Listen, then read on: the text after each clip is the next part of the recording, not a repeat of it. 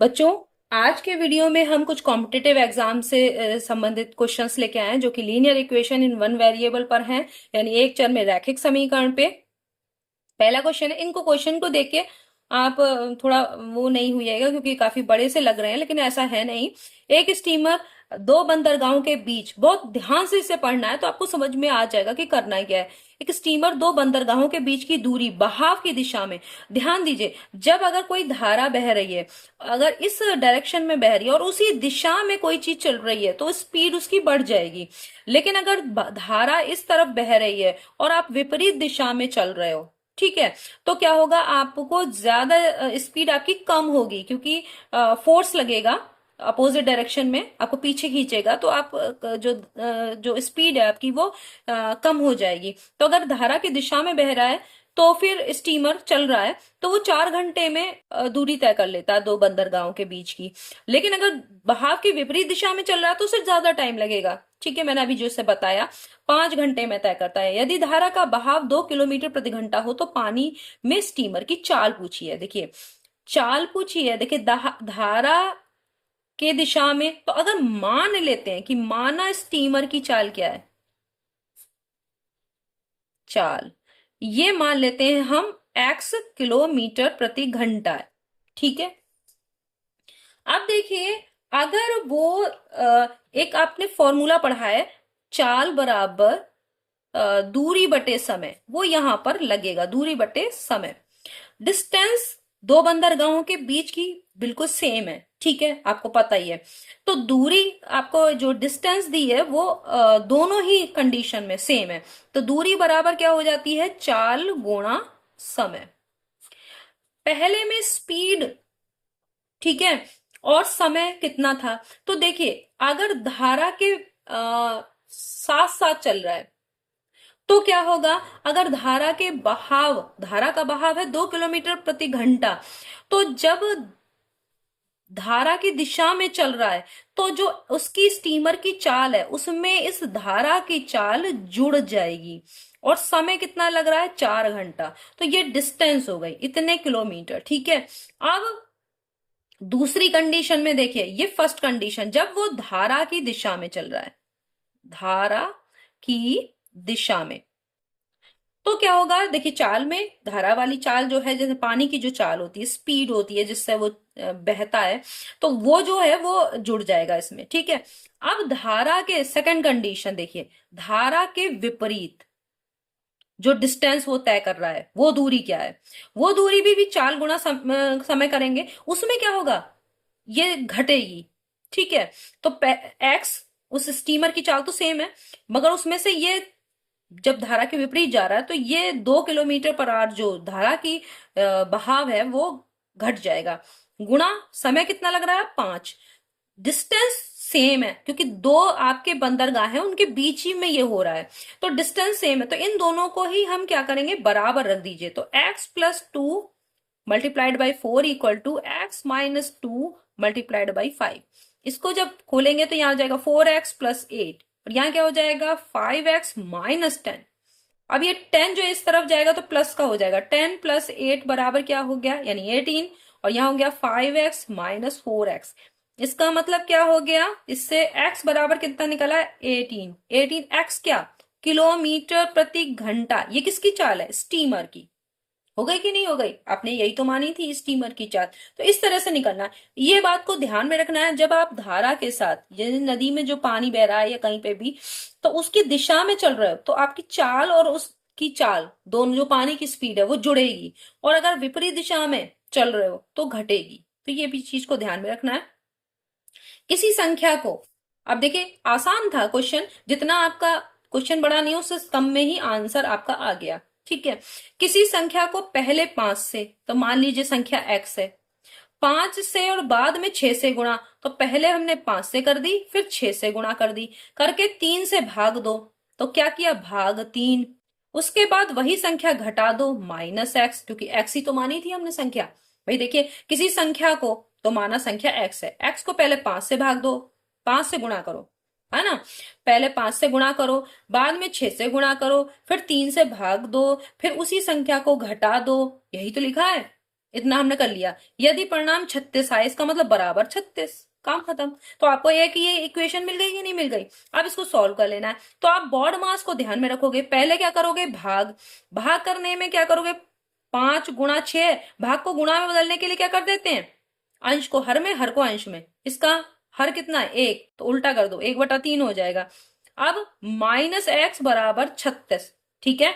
अब देखिए कट रहा है यहाँ, 3 दूनी 6, तो ये कितना हो गया, 5 दूनी 10, 10x हो गया। 10x माइनस एक्स बराबर 36, तो 9x बराबर क्या है, 36। 9 चौक 36, इसका मतलब क्या है, x बराबर कितना है, 4। वो संख्या कितनी है, 4। समझ गए। तो ये बहुत इजी था। देखिए जितना बड़ा क्वेश्चन नहीं उससे छोटा आपका आंसर निकल आया, बड़ा क्वेश्चन हो गया है और आंसर छोटा है। तो आपको इससे घबराने की जरूरत नहीं कि कितना बड़ा लिखा हुआ है और हम इससे कैसे कर ही नहीं पाएंगे, इसे तो छोड़ दो। तो ये छोड़ने वाला नहीं है, बहुत आसान था। ऐसा ही ये भी है। 25 को 2 भागों में इस प्रकार बांटो कि बड़े भाग को देखिए 25 है, तो अगर एक भाग, अगर पहला भाग x है, तो दूसरा भाग क्या होगा, 25 माइनस एक्स। भाई 25 में से घटा देंगे इस वाले पहले वाले को, तो दूसरा आ जाएगा कि नहीं। कि बड़े भाग, है ना, कोई भी बड़ा मान लो आप, बड़े भाग को 4 का 4 गुना, बड़े भाग का 4 गुना छोटे भाग के 6 गुने के बराबर हो। ठीक है, तो मान लेते हैं बड़ा भाग है भाई आपका x है, ऐसे करेंगे 4x का 4 गुना, बड़े भाग का 4 गुना, तो 4 गुणा x। छोटे भाग के 6 गुना, छोटा भाग कितना है, 25 माइनस एक्स, इसके 6 गुना, यानी इसे किससे गुणा करनी है, 6 से। और ये दोनों क्या हो, बराबर हो, ये कर दिया। देखिए 4 को x से गुणा कर, यानी बड़े भाग का 4 गुना, ये बड़ा वाला हमने मान लिया है, बड़ा है ये, और ये छोटा है। ठीक है, अब इनको बराबर कर दीजिए, तो 4x बराबर क्या हो जाएगा, 25 को 6 से आप गुणा करेंगे तो क्या हो जाएगा, 25 छंग 150 माइनस 6x। अब ये माइनस का 6x इस तरफ जाएगा तो प्लस का हो जाएगा, 6x प्लस 4x बराबर 150। तो यहाँ हो गया 10x बराबर क्या हो गया आपका 150, तो x बराबर क्या हो गया 15। तो एक जो बड़ा भाग है वो क्या है 15, तो छोटा भाग क्या होगा 10, आपको पता ही चल गया होगा। क्योंकि भाई 15 और 10 को जोड़ोगे तो ही तो 25 आएगा। तो बड़ा भाग कितना है 15 है, तो दूसरा भाग कितना होगा 10 होगा। तो ये आपने निकाल लिया, कितना आसान था। अगला क्वेश्चन करते हैं। यदि दो संख्याओं का अंतर x है, तो भाई हाँ अगला करते हैं क्वेश्चन। यदि दो संख्याओं का अंतर 6 है, तो होगी हमारी इक्वेशन x माइनस वाई बराबर 6। ठीक है, तो दो संख्याओं का अंतर निकाल ली, इसमें बड़ी वाली संख्या कौन सी होगी, x, बड़ी कौन सी होगी x, और छोटी क्यों होगी, y होगी छोटी, क्योंकि x में से y को घटाने पर 6 मिल रहा है। ठीक है, तो छोटी y होगी, बड़ी x होगी। बड़ी संख्या छोटी संख्या की 4 गुनी है, तो बड़ी संख्या x क्या है 4 गुना 4y। ठीक है, तो अब क्या करना है, x की ये जो पहली इक्वेशन आ रही है इसमें क्या करो आप, पहली इक्वेशन में आप जो है वो x की वैल्यू 4y रख दो, तो 4y माइनस वाई बराबर क्या हो गया 6। तो यहां हो गया 3y बराबर 6, तो y बराबर क्या हो जाएगा 2 आ जाएगा कि नहीं, 3 दूनी 6, ये काट देंगे 3 दूनी 6 आएगा। y का मतलब यानी छोटी संख्या आपकी कितनी है 2। अब बताओ यहां पर, अब आप यहाँ y बराबर आपका 2 मिल गया, तो x बराबर क्या था, ये दूसरी इक्वेशंस के हिसाब से देखिए, तो x बराबर क्या होगा 4 गुणा 2 बराबर क्या हो जाएगा 8। अब देखिए 8 में से जब 2 घटा रहे हैं तो 6 आ रहा है कि नहीं आ रहा है, दोनों का अंतर, क्योंकि पहला इक्वेशन यही तो थी कि दोनों संख्याओं का अंतर 6 है और बड़ी वाली छोटी वाली से 4 गुना है, तो इसी से आपने सॉल्व कर लिया। 6 संख्याओं का औसत, औसत का मतलब क्या होता है, औसत का मतलब ये ऐसे औसत आप निकालते हैं, आपने पढ़ा भी होगा, संख्याओं का, जितनी भी संख्याओं हैं, जितनी भी का जिनका औसत निकाल रहे हैं, संख्याओं का योग, आप उन्हें जोड़ दीजिए और जितनी संख्याएं हैं, है ना, कुल संख्या से भाग दे दीजिए तो औसत निकल आता है। 6 संख्याओं का यानी कुल संख्या कितनी है 6, और उनका औसत है 8, यानी 8 ये है, बराबर संख्याओं का योग, ये नहीं पता आपको, संख्याओं का योग ये निकालना है आपको, बट एक कुल संख्या है 6, तो संख्याओं का योग क्या हो जाएगा, 6 अट्ठे 48, 48 हो जाएगा कि नहीं। संख्याओं यानी 6 संख्याएं जो थी, अगर उनका औसत 8 है तो वो संख्याओं का योग कितना होगा, यानी कुल मिलाने पर, योग सबको जोड़ने पर आ जाएगा 48। ये समझ में आ गया। अब 7वीं संख्या क्या हो तो कि औसत 10 हो जाए, तो अब अगली बार, ये तो पहला वाले से आपने 48 निकाल लिया संख्याओं का योग। अब क्या होगा, संख्याओं का योग, जब 7, ये 6 संख्याओं का योग था, 6 संख्याओं का योग। अब क्या करना है, औसत 10 हो जाए, संख्याओं का योग वही, कितनी संख्याओं का, ये 6 संख्याओं का योग था, ये क्या है, 7 संख्याओं का योग बटे आपका क्या है 7। तो 7 संख्याओं का योग क्या आ रहा है, 10 सते 70, 7 संख्याओं का योग आपका आ रहा है 70। तो 7वीं संख्या कौन सी होगी, अगर इस वाले इस योग में से 7 संख्याओं के योग में से 6 संख्याओं का योग घटा दिया जाए तो 7वीं वाली संख्या पता चल जाएगी कि नहीं।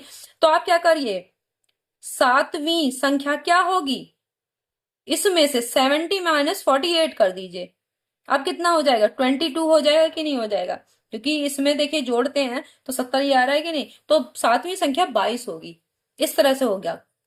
देखिए एक पजल है, ये बहुत अच्छी पजल है। पजल मतलब पहेली, एक पहेली है। मैं एक संख्या सोच लेता हूं, तो माना x सोचा, जिसको 15 से और फिर 16 से भाग देने पर, तो 15 से भाग देने का मतलब पहले ऐसे ही लिख लीजिए, चाहे 15 से भाग दे रहे हैं फिर किससे दे रहे हैं, 16 से भाग, प्राप्त परिणाम, यानी इतना सब कर लेंगे, को मैं 30 से गुणा करता हूं।